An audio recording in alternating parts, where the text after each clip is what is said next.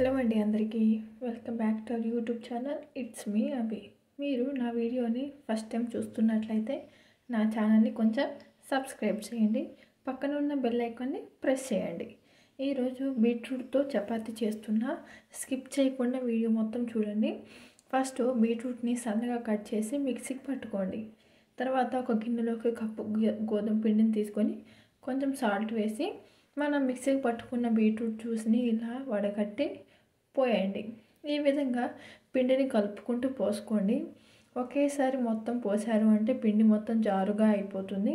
అందుకు పిండిని కలుపుకుంటూ కొంచెం కొంచెం పోసి సాఫ్ట్గా చపాతీ ముద్దలా కలుపుకోండి.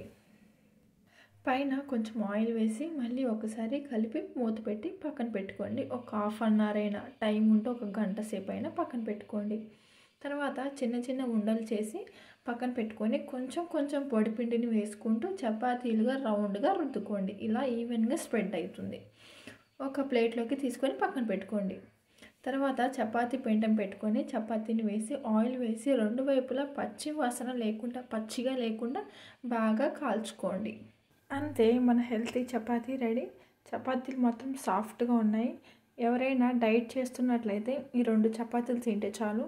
హెల్తీగా ఉంటాము, ఎనర్జీగా కూడా ఉంటాము. మీరు కూడా ట్రై చేయండి. ఎలా వచ్చిందో కామెంట్ బాక్స్లో కామెంట్ చేయండి. నా ఛానల్ని సబ్స్క్రైబ్ చేయండి.